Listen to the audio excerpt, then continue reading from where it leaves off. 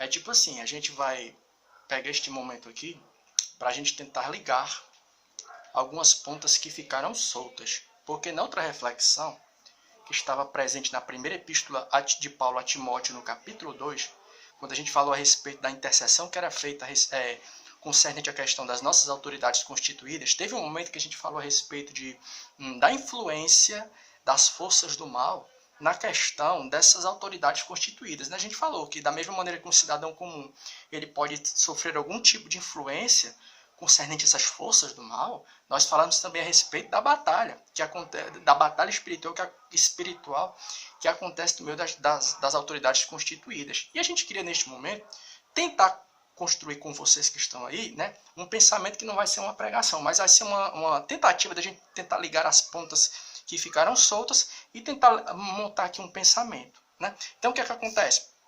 Quando a gente para ler as Escrituras, por intermédio da leitura da palavra, e também na nossa experiência com Deus, o que a gente entende? É que no que é concernente à questão do mundo espiritual, nós vamos entender que existe o quê? Deus criador de todas as coisas, existem os anjos que auxiliam o Senhor, e do outro lado existem o quê? Os anjos caídos, os espíritos do mal, né? Os anjos que fizeram parte da rebelião com Satanás e hoje estão trabalhando contra o reino de Deus, né? Então no mundo espiritual o que é que acontece?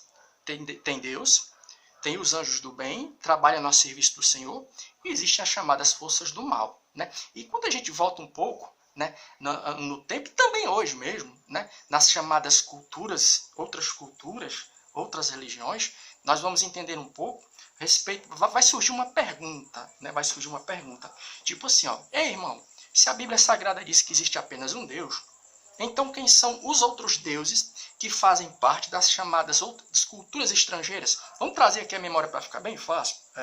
Pense num filme aí, pronto, Fúria de Titãs, né? Que é um filme bem popular. Não é um filme assim, eu acho que deve estar com uns 10 anos que ele foi lançado, né? Que ele fala a respeito da chamada cultura grega, né? E dentro da cultura grega você vai ver todo o chamado panteão, né?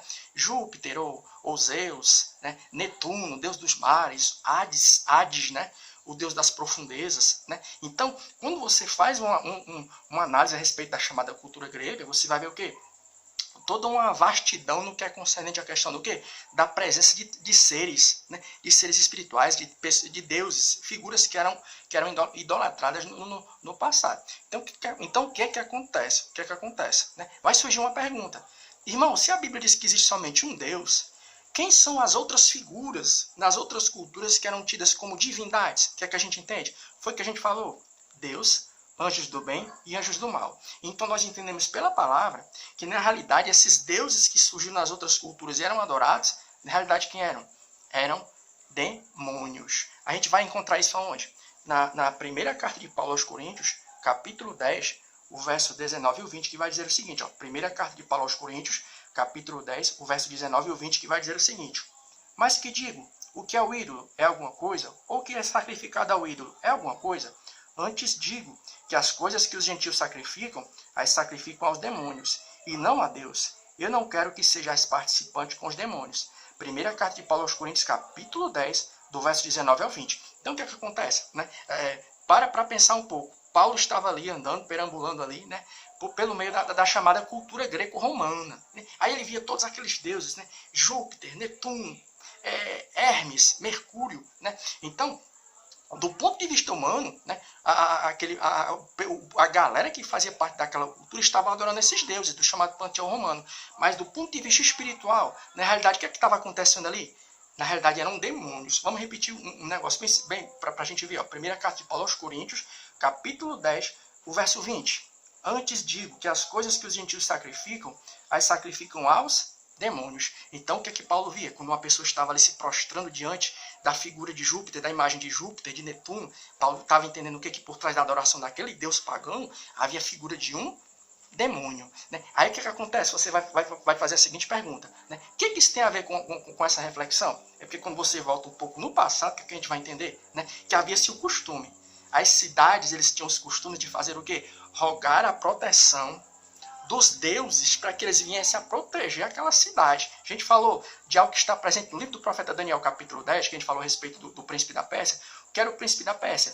Dentro do pensamento dos persas, o príncipe da Pérsia era uma divindade que protegia a localidade dos persas, né, que estava ali protegendo. Do ponto de vista dos persas, era apenas uma divindade, mas do ponto de vista bíblico, que era um demônio. Aí para pensar, para tu ver como é que é interessante, né? Então quer dizer que quando as culturas antigas rogavam a proteção desses deuses, do chamado panteão estrangeiro, greco-romano, persa, eles estavam entregando a sua cidade a quem?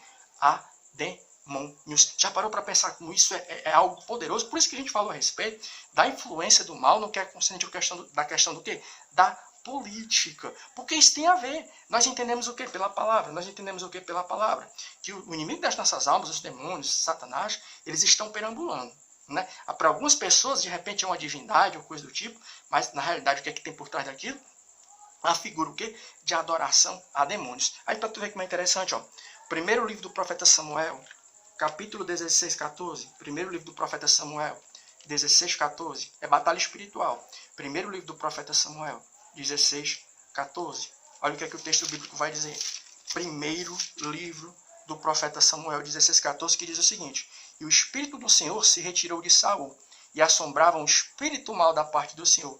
Primeiro livro do profeta Samuel, 16, 14. O primeiro rei de Israel, ao se afastar dos caminhos do Senhor, a Bíblia diz o que? Que ele passou a ser atormentado por espíritos malignos. Isso aconteceu com uma pessoa. Agora, para pensar no que é uma nação inteira dando as costas para Deus. Um espírito mal vinha e atormentava Saul, apenas um indivíduo. Mas para pensar o que é uma nação inteira apostatando, entregando até mesmo seus caminhos, né, a direção da sua vida a outras divindades que na realidade são o quê? São demônios. Aí, ó, interessante, vamos para o Salmo 33, o verso 12. Salmo 33, verso 12. Salmo 33, verso 12. Salmo de número 33, verso 12. Olha o que o texto bíblico vai dizer. Salmo 33, verso 12. Que diz o seguinte: bem-aventurada a nação cujo Deus é o Senhor, e o povo que ele escolheu para a sua herança. Então é por isso que as Escrituras nos dizem que existe uma bem-aventurança para a nação que é temente a Deus. O que isso tem a ver com aquilo que a gente falou a respeito da gente estar intercedendo pelas autoridades constituídas? É porque mais do que nunca vai fazer uma diferença muito grande quando aqueles que estão nos representando, eles são tementes a Deus. Mas e quando eles não são? Quando são pessoas cujo coração é inclinado para a adoração a outras divindades. O que é que a gente viu pela palavra? Que na realidade só existe um Deus. E abaixo desse Deus, os anjos que os servem. E do outro lado, Satanás e seus anjos. E essas divindades que se passam por divindades, como no chamado panteão romano, na realidade o que é que acontece? Greco-romano, na realidade são demônios. Para pensar.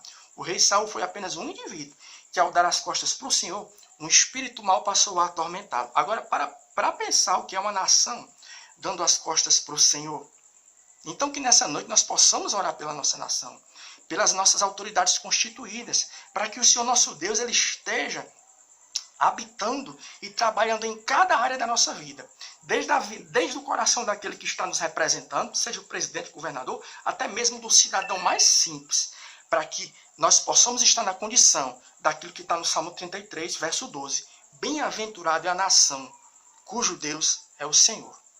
Boa noite.